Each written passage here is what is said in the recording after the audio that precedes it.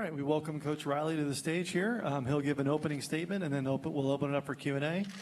Just as another reminder, the microphone is there in the back. If you have a question, just walk up to the microphone, state your name and affiliation, and then please speak up so Coach can hear your question.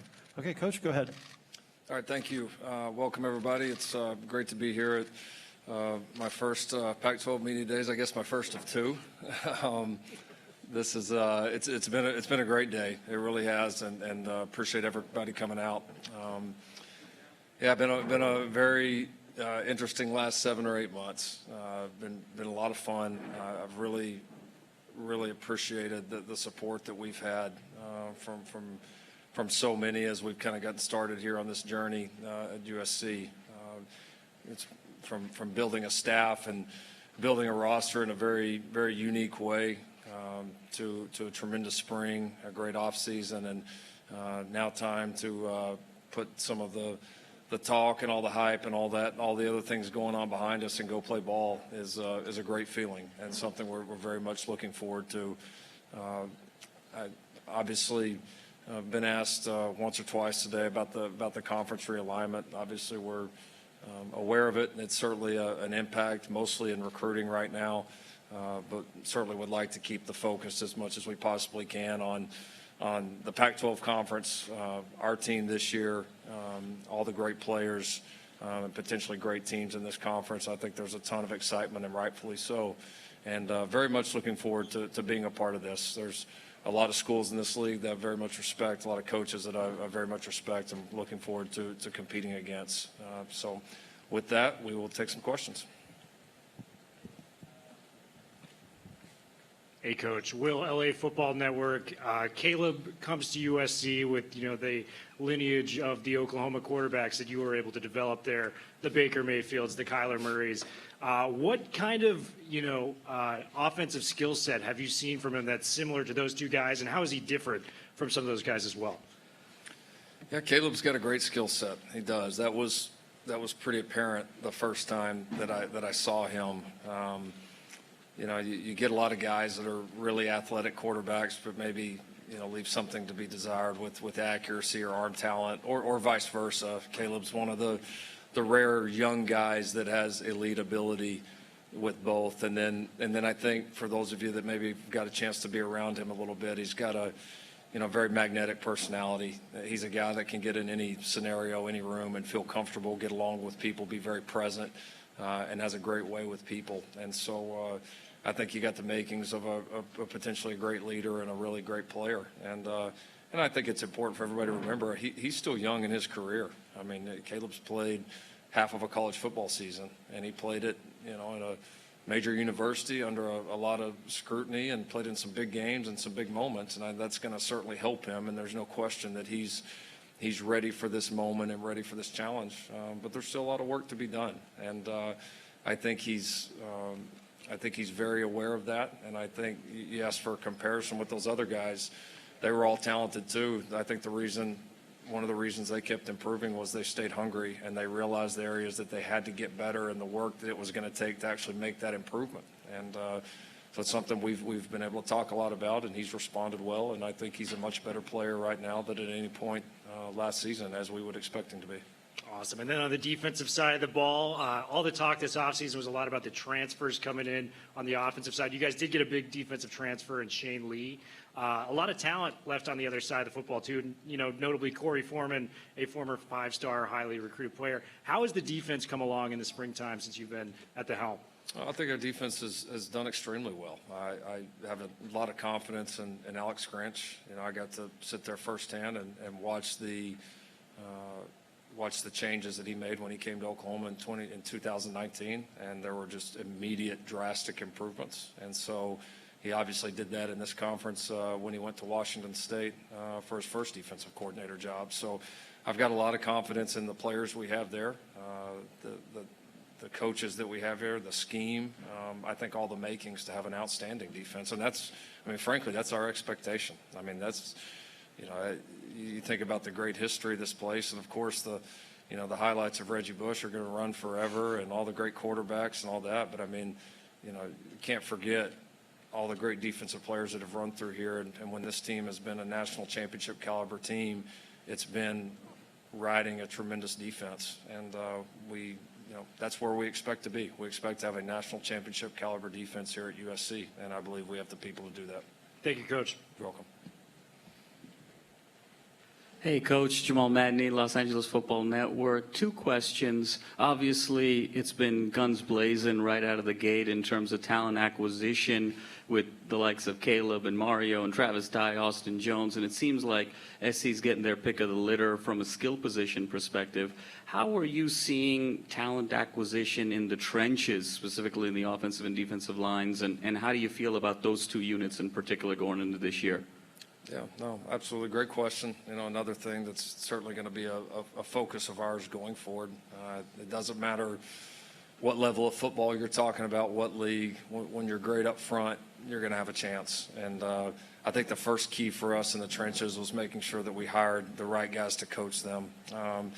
Getting Josh Henson on the offensive line from Texas A&M, bringing in Sean Nua from Michigan and Roy Manning from Oklahoma, that was important to us because, yes, recruiting them, the talent acquisition is obviously important, but you got to develop them. How many great players do you see across the country, a great talented kid that goes into programs, you never hear about them again, or they don't really make the improvements that everybody expects. And so we wanted to bring in guys that could really develop first. I like the offensive line talent that was left over, that we did a little bit less work there. We brought in 1 transfer, we brought in 2, but we brought in 1 grad transfer, Bobby Haskins from Virginia, but really like where we're headed there. And obviously, continue to build that line for the future will be a priority for us.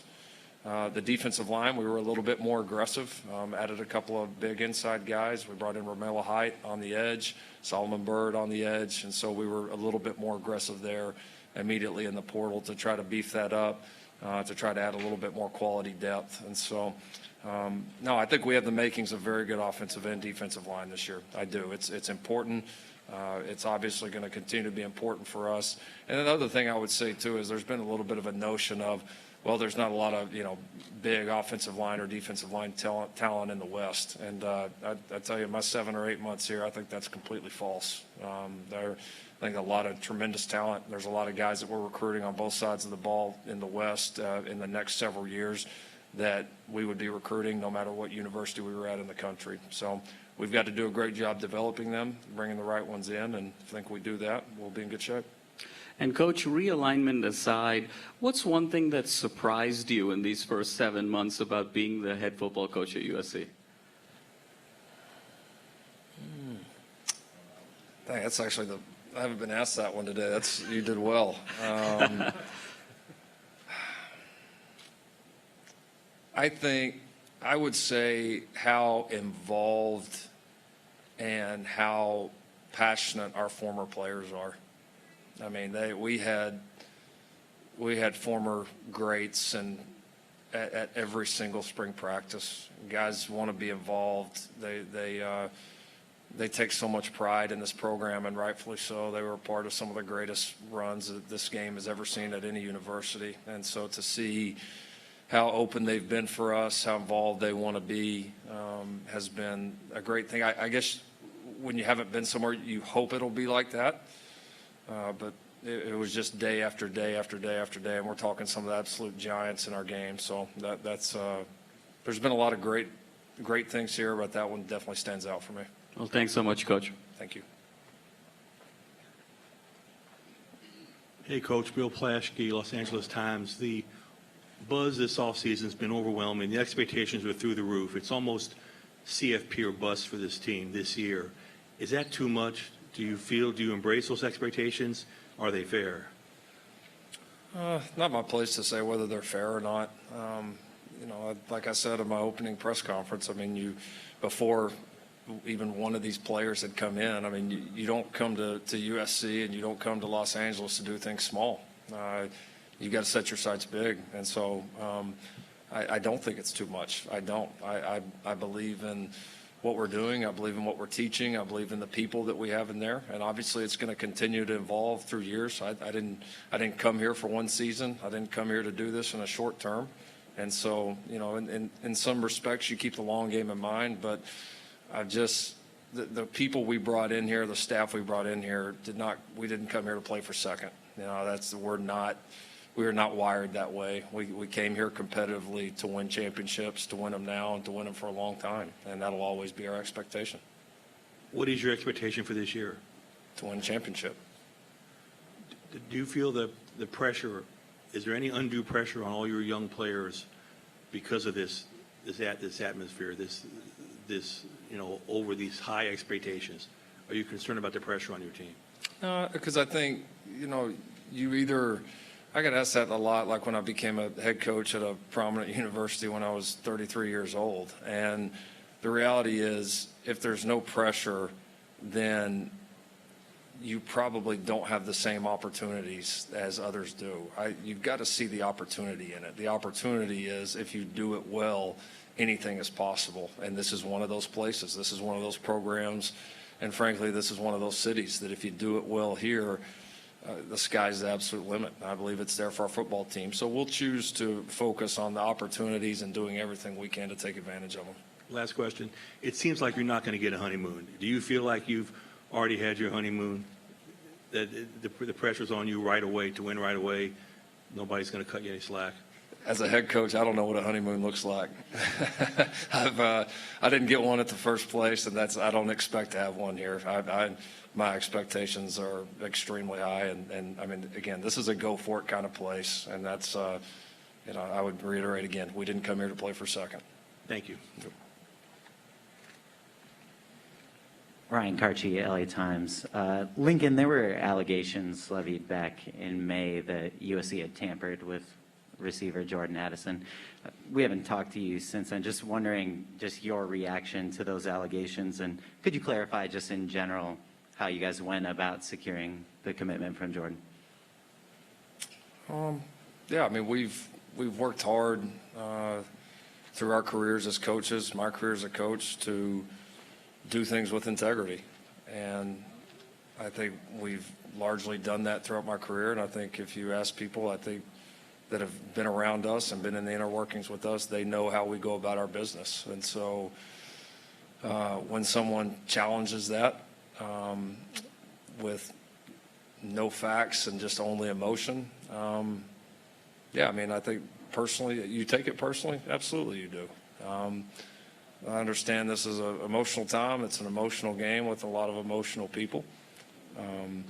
We recruited Jordan just like we did every other transfer. Jordan got in the transfer portal. Jordan came on a visit to USC. Despite all the negative things that were put out magically by somebody, he's a kid that's all about ball. All he wanted to do on his entire official visit was talk ball. We literally missed like several of the meals and other things, entertainment that we had scheduled just so we could watch more film and talk more ball. That's all he's about. And I think he's been really, really misrepresented throughout this whole thing. And hopefully as this year goes on, people will get to see the quality of young man that he is. So he's done a great job for us so far. He's been a great member of this team and seems extremely happy to be in LA and playing for USC. There was a report about a phone call or phone calls between you and Pat Narduzzi. Did you have contact with him just about those allegations? Yeah, I would never talk about a call between me and another coach, never, whether it did or didn't happen. That's not ever something I would discuss. And with Jordan, what does he bring to this offense maybe that you even didn't necessarily have before, or what does he add, I guess, specifically? Well, he's a proven playmaker, and he's a guy that's proven that he wants to step out and continue to improve himself as a player, and that's what you're looking for is,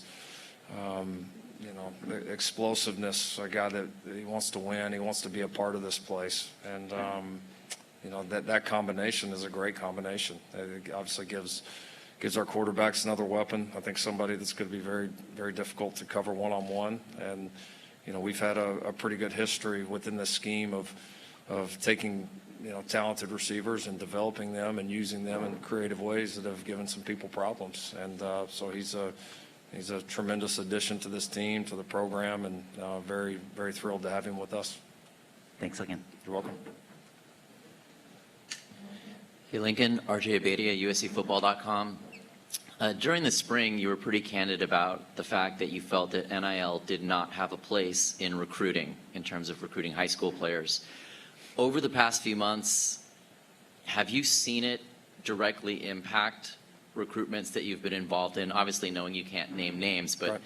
wins or losses, has it been the factor that you maybe feared or thought it would be? Absolutely, it has been. I mean, I think we all predicted it pretty quickly as soon as they instituted NIL with not much legislation around it. And I mean, there's a lot of factors right now. I mean, you know, number one, when I took this job, NIL obviously had already started, and everybody knew it was going to be a part of college football going forward, building rosters going forward. It's going to be a factor, and I certainly recognize the opportunities that existed in LA and specifically with USC, and felt like there was no school more positioned to capitalize off NIL than us. And I still, now that I'm boots on the ground, I believe that even more. It's probably even more substantial than what I thought it could be. As it's evolved, I think what we've seen is, as a lot of coaches have said, we have rules that are not being enforced, and one of two things is going to happen. We're either going to start enforcing the rules that are there, or we're going to create new rules. I don't know which one is going to happen. I can't predict that. One of the two will happen and needs to happen.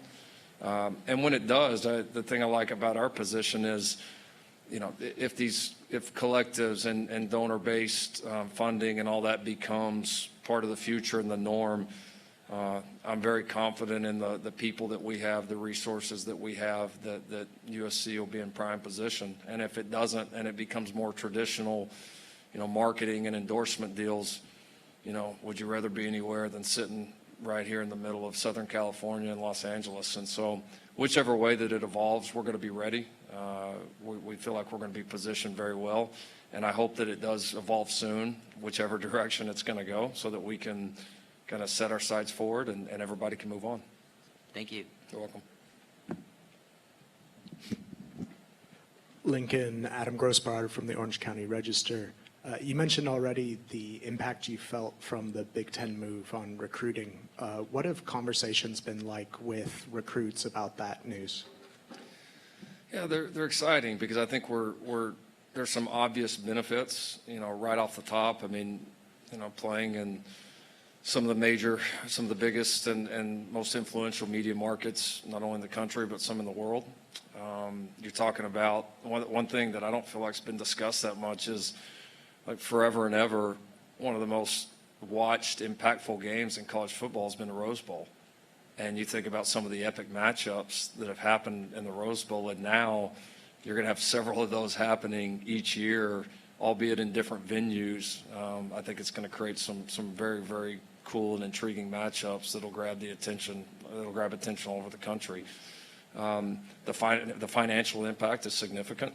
I mean, the ability to take that and put it back into facilities, to put it back into services for your players, to mental health, to development, to anything that's going to benefit the program is a big deal. There's no question. The TV slots are a big deal.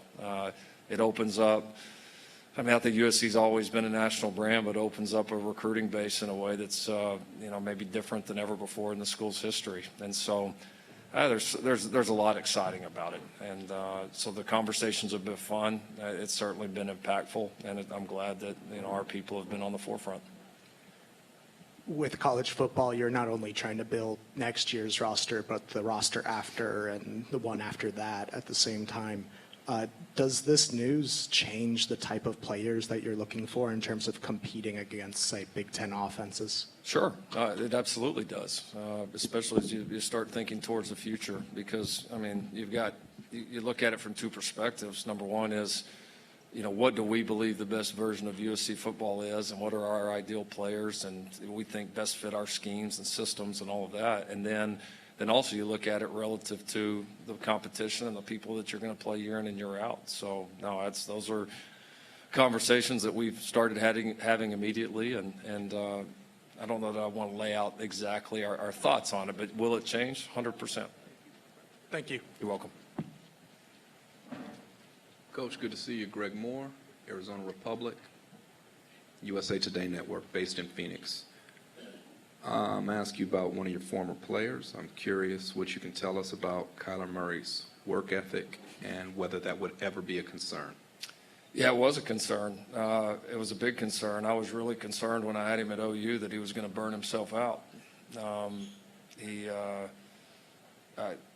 don't know if as a coach you worry too much about a guy working too hard, but he pushes the limits of it. I spent a lot of time with the guy. We're very close. We talk a lot. We talk all the time still to this day. Kyler Murray loves football. Kyler Murray loves to compete and he loves to win. And you know, every professional athlete wants to win. Not many like him. And for him to do what he's done in his career, and to think he hasn't prepared, I thought he said it well when he talked to the press the other day. And that's not him. That's not normally his MO, to talk about himself or to do that. But I thought he hit the nail right on the head, and I'm glad he did it. I don't know why the clause was in there. Again, I'm not in there in the inner workings, but having had 3 years with him, every single day for 3 years, I never worried about him and the amount of preparation he was putting into getting ready to play. In fact, I never worried about him when he was the backup quarterback. I never worried about him when he was playing another sport. The guy he's phenomenal, and so his work ethic, that's one thing I will never question. The statement surprised me as a guy who's been around him a little bit. How did you respond to it? Like, did he talk to you before he did that? Were you surprised to see it? Was this something that you have seen him evolve into? What were your reactions? Sorry, could you say it one more time? Sure, no problem. The statement, right? Yeah. He's a taciturn dude, right? He doesn't talk a whole lot. He just says what he's got to say and he gets out of there. This was not that. Did it surprise you to see him go there? It didn't. In some ways, yes, some ways, no. It didn't surprise me because I know how personal he takes winning. I mean, he's the guy as a leader. You got to almost pull him off of the other guys sometimes. I mean, he's a fierce leader and a fierce competitor, and he puts so much into the game. It did surprise me because, like you said, it's not his MO. He's not a me guy. He's not I mean, even like I called him the morning. I was driving, like I FaceTimed him the day he signed his contract. And like, he doesn't even want to talk about, all he wants to talk about is the team next year and how they're going to win. And like, he's all ball, and that really, he has a singular focus. And so for him to go do that, it was something that really bothered me, but I'm glad he did it. And I thought it showed guts. I thought it showed maturity, and I'm glad he fired back. He had every right to do so. Last one, Coach. Hollywood Brown's there now, too. First thing he talked about when he showed up was how he and Kyler played together on the scout team and how much pride they took in busting up the first teamers. Can you tell me some stories from those days, or what are your memories of those two together at that time in their careers? Yeah, it was a pretty good scout team. They may have ruined our defense's psyche. Those guys are pretty good. They both love ball, and they did, whether it's playing in the NFL on the same team or playing on a scout team, just getting somebody else ready to play when they both weren't eligible. So, they both love ball. I can't wait to see them play again together, because the one year they got on the field together, they were so in sync. And I know there's a ton of confidence that's already laid there. Thank you. Time for one more. How's it going? Dylan Bryant, News for Us Online. I was just curious, is there anyone on the offensive side of the ball that gets you really excited in the morning? Someone that kind of opens up the playbook, if you know what I mean?